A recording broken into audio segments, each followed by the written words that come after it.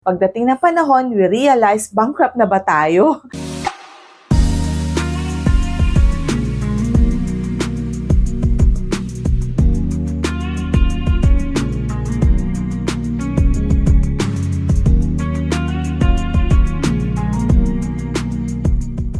Hi everyone, Crisel Morales here. Welcome back dito sa ating YouTube channel.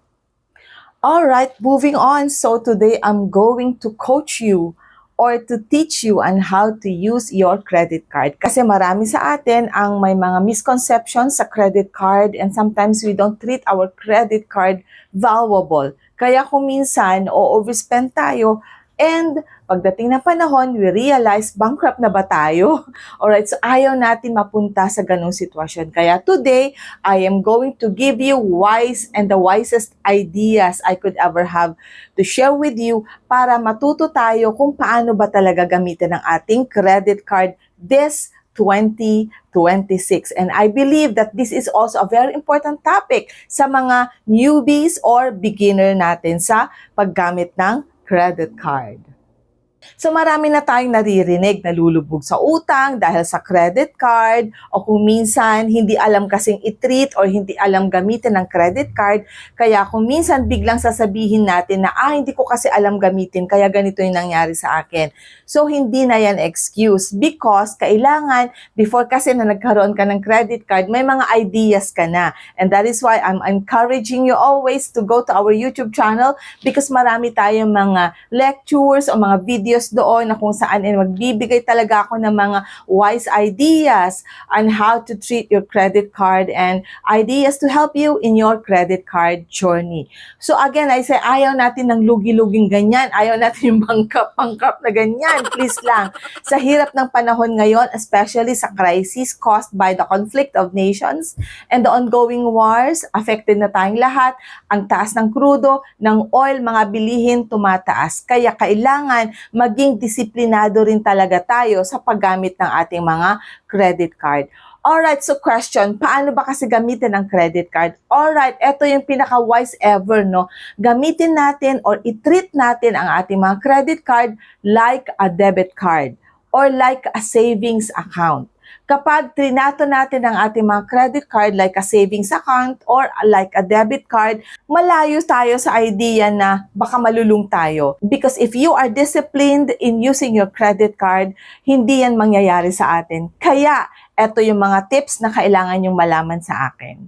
First and foremost, okay, tandaan natin na ang ating credit limit sa ating credit card ay hindi siya extra money. Ito ay hiniram na pera na kailangan nating bayaran. Alright, since I told you na gamitin ang credit card like a debit card, therefore, bago tayo gumastos using our credit card, we have to make sure na may available cash tayo or savings tayo sa ating debit card. So, ibig sabihin, ang basis natin doon sa paggamit ng credit card is our debit card. What do I mean?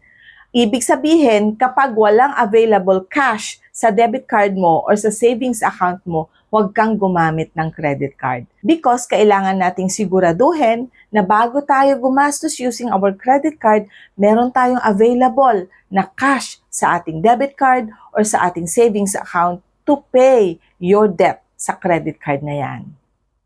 Therefore, kung wala kang available na cash today or tomorrow or next week, then huwag mong gamitin ang credit card mo because mamroblema ka lang talaga kung saan mo kukunin yung pambayad mo sa credit card. We have to make sure na meron talagang available na cash ang ating mga debit cards or ang ating savings account para safe tayo doon sa paggamit ng ating credit card. I'd like to share with you na may gesture ako in the past na yung credit card ko, hinihiwalay ko dun sa debit cards. So kapag ina-arrange ko yung credit cards ko, dito yung credit cards, nandito yung debit cards, o kaya kumukuha ako ng ibang wallet to keep my debit card. At ang naka-expose talaga or ang naka-arrange talaga dito sa aking wallet is yung mga credit cards. Kasi ang idea ko that time is, paggagastos ako, credit card ang gagamitin ko at yung debit card ko isa-save ko muna. Wrong idea. Kailangan kung paano mo treat ang debit card mo, ganun mo din i-treat ang credit card, or kung pwede, mas importante pa talaga yung treatment mo or mas malaki yung binibigay mo na discipline sa paggamit ng yung credit card. Kasi as what I've said a while ago, ang credit card ay utang na kailangang bayaran. So bago ka mag-swipe, number 1, check mo muna ang balance mo sa debit card. And number 2, tanungin ang sarili, kaya ko bang bayaran ito?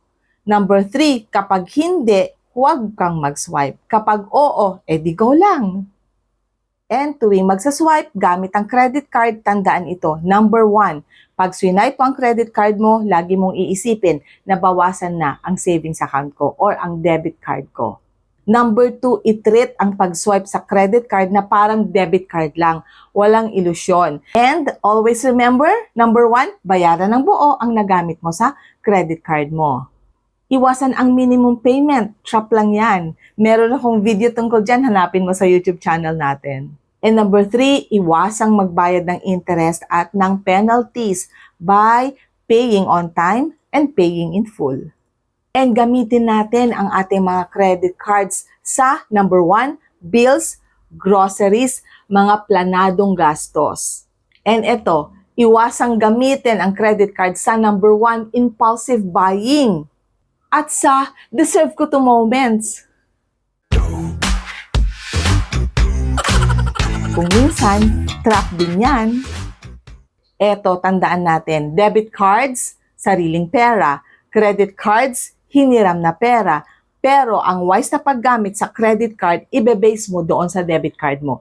Ibig sabihin, kapag walang laman ang debit card, walang siguradong available na cash pambayad sa credit card mo, kaya wag ka munang mag-swipe. Remember, discipline is the key. So anong goal natin? Bakit natin pinag-uusapan ito? Ang goal natin ay number 1, convenience, hindi utang. Control, hindi stress. Peace of mind, hindi pressure. Kapag ginamit mo ang credit card mo like a debit card, hindi ka matatakot sa due date. Because if this becomes a part of your system, then ang gaan ng buhay. You know, you can handle it. You are a disciplined credit card holder.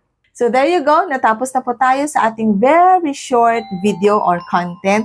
But I believe na ito nagbigay sa inyo ng very wise ideas that you can use in your credit card journey or in handling your credit card, especially sa mga newbies at mga bago nating subscribers dito sa ating YouTube channel.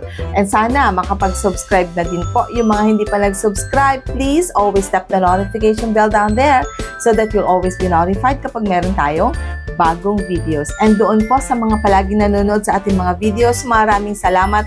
Those who are always present kapag meron tayong upload, thank you so much from the bottom of my heart.